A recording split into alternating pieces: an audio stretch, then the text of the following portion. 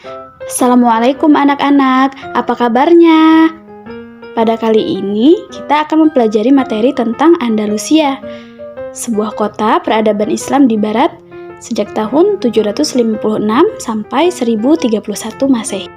Oke anak-anak, pada kesempatan kali ini insya Allah kita akan membahas tentang A. Bani Umayyah di Andalusia, B. Perkembangan Islam di Spanyol, C. Kejayaan Islam di Andalusia, D. Perkembangan pengetahuan, dan E. Nilai Islam dalam sejarah Bani Umayyah di Andalusia. Udah siap untuk belajar kali ini? Anak-anak, kita masuk ke pembahasan pertama. A. Bani Umayyah di Andalusia.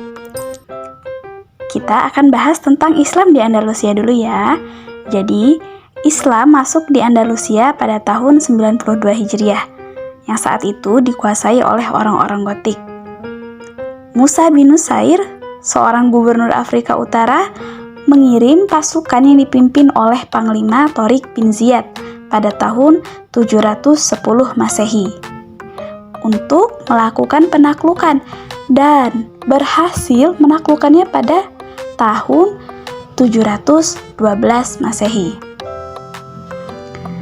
Setelah itu, baru kita akan bahas tentang bagaimana ya Bani Umayyah ada di Andalusia. Jadi, pada tahun 750 Masehi, terjadi peristiwa besar di Damaskus. Di Damaskus atau di Irak, yang menimpa kekuasaan. Nah, saat itu, yang berkuasa di Damaskus adalah Bani Umayyah. Tapi terjadi revolusi yang dilakukan oleh keluarga Bani Abbas yang dibantu para pemberontak yang sejak lama melakukan penekanan terhadap Bani Umayyah. Jadi saat itu kekuasaan di Damaskus dipegang oleh Bani Umayyah. Nah, terjadi revolusi, lalu Bani Umayyah ini dikalahkan oleh Bani Abbas yang dibantu oleh para pemberontak.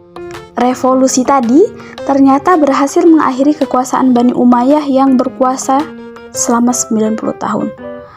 Berkuasanya sudah lama ya. Kalau diibaratkan manusia, sudah tua Bani Umayyah ini. Tapi ternyata dikalahkan oleh Bani Abbas. Seorang pemuda keturunan Bani Umayyah ternyata ada yang selamat lolos dari kepungan Bani Abbas dan sampai di Spanyol. Di sana,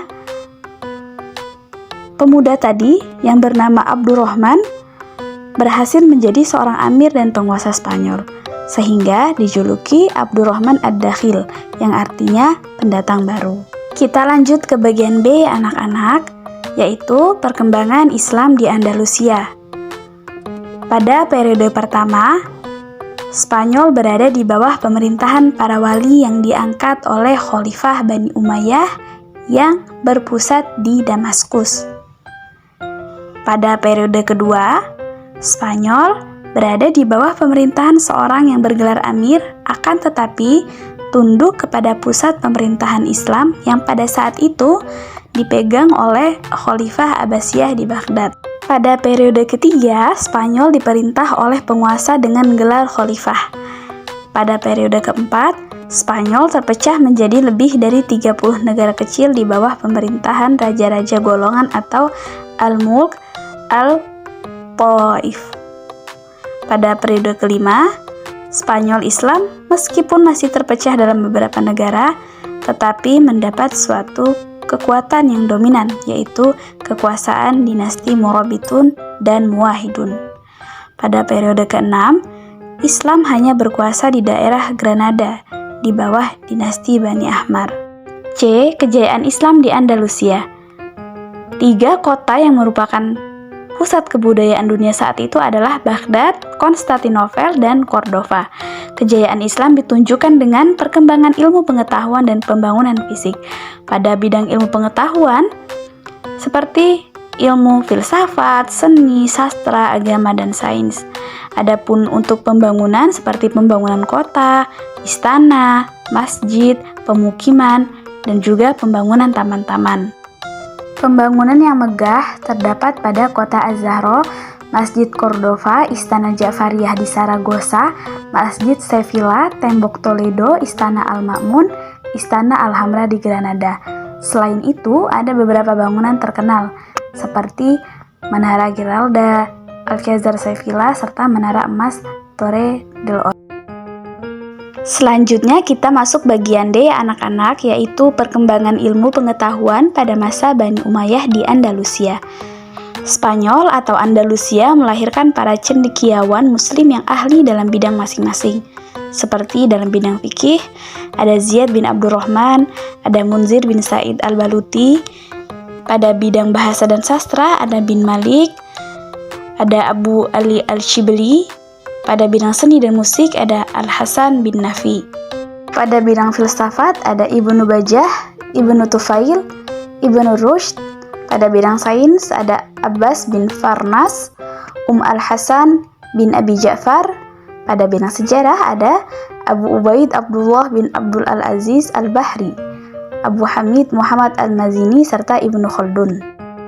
E. Memetik nilai Islami dalam sejarah Bani Umayyah di Andalusia. Beberapa nilai yang dapat kita petik adalah 1. Pengalaman positif dan negatif dalam sejarah dijadikan bahan untuk perbaikan dalam menjalani kehidupan dan membangun peradaban. 2. Teori-teori sejarah kebudayaan Islam dapat dimanfaatkan dan diterapkan untuk mengatasi permasalahan hidup di masa kini dan masa yang akan datang. 3. Mencintai dan bangga pada kebudayaan Islam masa lalu. 4. Kedewasaan dalam berpikir dapat ditumbuhkan melibatkan diri dalam pemeliharaan hasil peradaban. 5. Semangat mencari dan mengembangkan ilmu pengetahuan dapat ditumbuhkan. 6. Memupuk semangat dan motivasi untuk meningkatkan prestasi. Masya Allah, Alhamdulillah. Terima kasih anak-anak sudah mendengarkan penjelasan tadi.